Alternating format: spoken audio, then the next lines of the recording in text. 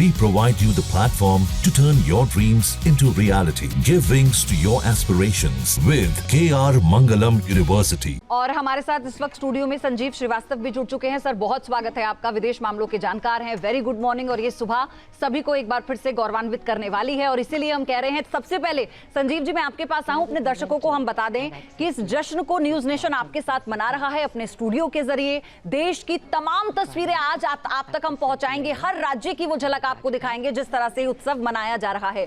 लेकिन संजीव जी, आज 12वां भाषण अपना संबोधन करने वाले हैं लाल किले की प्राचीर से प्रधानमंत्री मोदी। आप कैसे देख रहे हैं, क्या उम्मीद कर रहे हैं? सबसे पहले पयोधी जी, रमेश जी और आपके सभी दर्शकों को मैं स्वतंत्रता दिवस की बहुत बहुत शुभकामनाएं देता हूं।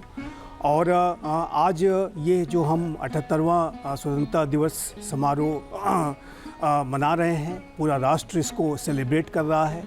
ये एक सेलिब्रेशन का समय तो है ही, लेकिन साथ ही साथ इस संकल्प को भी और अधिक गहरा और मजबूत करने का भी दिन है कि हमें सभी को मिल करके विकसित भारत को बनाने का हमारा जो लक्ष्य है उसकी तरफ अपना सर्वोत्तम योगदान देते रहना है। जिस भी फील्ड में है, जहाँ कहीं भी हम अपने कार्यों को कर रहे हैं, जो भी हमारे दायित्व हैं, जिम्मेदारियां हैं, यदि हम उन सारी जिम्मेदारियों को बखूबी पूरा करेंगे तो जाहिर है कि अपना योगदान हम राष्ट्र के निर्माण में भी दे रहे हैं। और जैसा कि मैं पहले भी कहता रहा हूँ कि भारत के प्रत्येक नागरिक की ये जो जिम्मेदारी है विकसित भारत को बनाने की, ये अपने राष्ट्र के प्रति तो है ही, लेकिन जैसे कि पूरे विश्व की अपेक्षाएं भारत से बढ़ी हैं, उन अपेक्षाओं पर हम तभी खरा उतर सकते हैं जब हम आंतरिक रूप से अपने आप को सशक्त और मजबूत बनाएं, अपनी कॉम्प्रिहेंसिव नेशनल पावर को विकसित करें और एक विकसित भारत को बनाने के लिए अपना योगदान दें। तो अपने विकसित भारत को बनाने की दिशा में किया गया प्रत्येक प्रयास पूरे विश्व के शांति, सुरक्षा, स्थिरता और संपन्नता के लिए भी किया गया प्रयास के रूप में देखा जाएगा और इसी वजह से हमारी जिम्मेदारी बहुत बढ़ जाती है।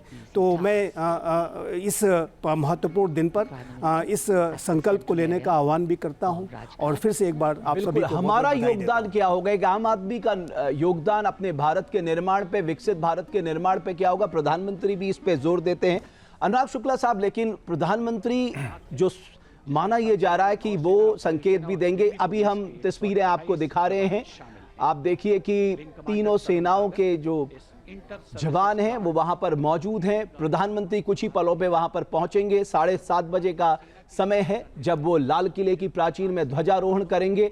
और ये जो तिरंगा, जब आज पूरे देश में अगर आप देखेंगे हर जगह तिरंगा अभियान के तहत लोगों ने अपने घरों को, अपने प्रतिष्ठानों को जहां मौका मिला है उसे सजाया है। और ये तस्वीरें आप देखिए, क्या शानदार व्यू इस समय आप देख सकते हैं लाल किले की प्राचीर से। हमारे सेना के तीनों अंगों के जवान वहां पर मौजूद है। कुछ ही पल में प्रधानमंत्री का काफिला निकल चुका है। सबसे पहले वो राजघाट पहुंचे, राजघाट पे उन्होंने महात्मा गांधी को श्रद्धांजलि दी और ये तस्वीर आप देख सकते हैं, इंतजार प्रधानमंत्री का। लेकिन अनुराग शुक्ला साहब, मेक इन इंडिया, खासकर डिफेंस सेक्टर में सेल्फ रिलायंस आज कितना जरूरी हो गया है, और खासकर तब जब हमने देखा जो हमारे मेक इन इंडिया के तहत हमने जो भी हथियार बनाए थे उन्होंने शानदार करके काम करके दिखाया था, जिसमें आकाश मिसाइल भी शामिल थी। बिल्कुल, और इसका मैं आपको विस्तार से बताने की कोशिश करता हूं। ये नींव तब डाली गई थी जब 1999 में कारगिल वॉर हुआ था। कारगिल वॉर में जो सबसे पहला काम किया था वेस्टर्न पावर ने, क्या किया था, हमारी सैटेलाइट पावर को कट कर दिया था। सैटेलाइट फीड जो था वो बिल्कुल काट दिया था। तो जो चीज़ हमें जो सबसे ज़्यादा युद्ध में ज़रूरत थी, तब हमने पहली बार रियलाइज़ किया कि हम कभी भी किसी फॉरेन पावर के ऊपर निर्भर नहीं रह सकते। आज 25 साल बाद जब हम बैठ के देखते हैं तो हमारा अपना कंस्टलेशन सिस्टम है, हमारा अपने सैटेलाइट्स हैं, और आज हम लगभग 5000 किलोमीटर रेडियस में अपना खुद का नेविगेशन सिस्टम चला रहे हैं नेवाक के नाम से।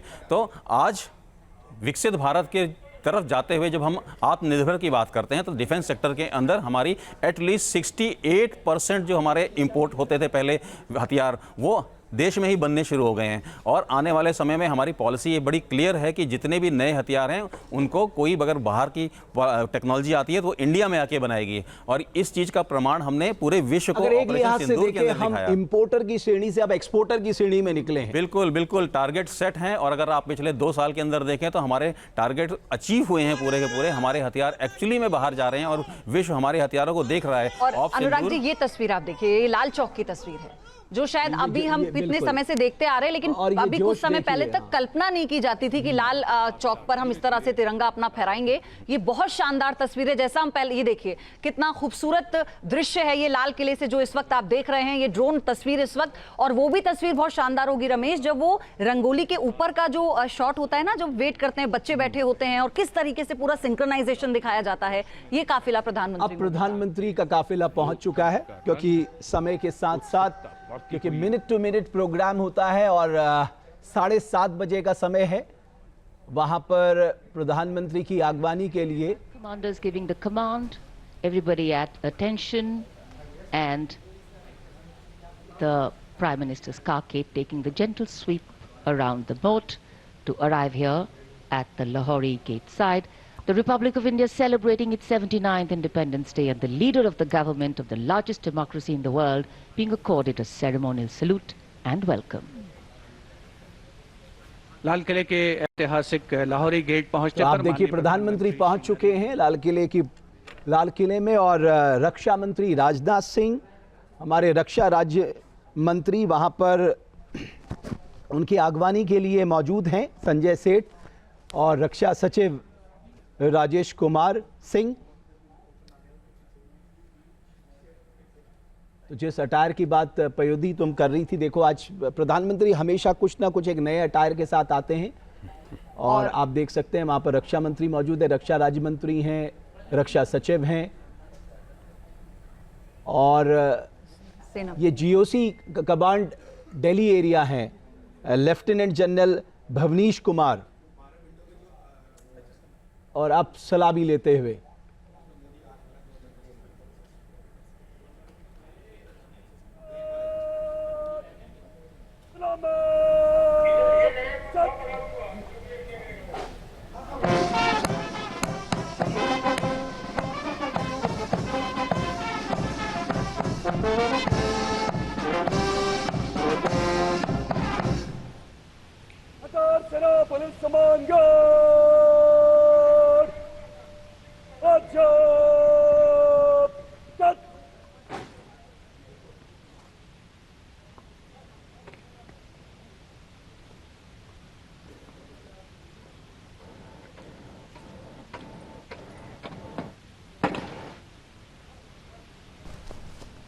सेना पुलिस समान गार्ड निरीक्षण के लिए हजरत इमाम। The overall commander of the Prime Minister's Guard of Honor informing the Prime Minister that the guard is ready and requesting him to inspect the Guard of Honor. The band positioned there will strike up a slow march during the inspection.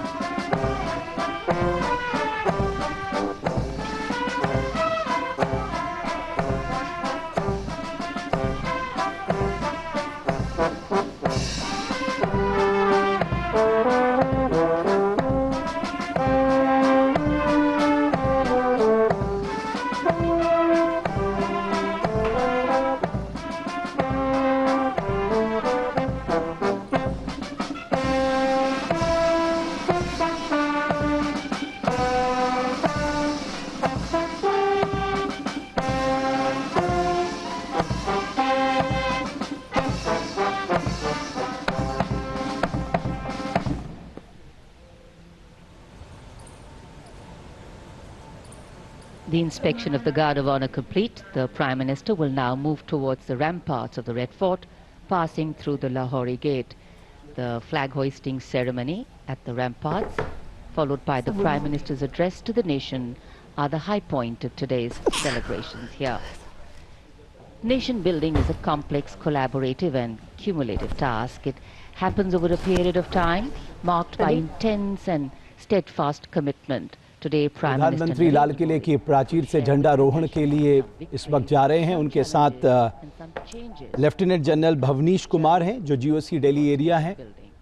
जहां भक्ति है हर शब्द में, कथाओं में छुपे हैं दिव्य रहस्य और ज्योतिष देता है जीवन को दिशा। धर्म से जुड़ी हर बातों को जानने के लिए हमारे चैनल स्तुति को सब्सक्राइब करें।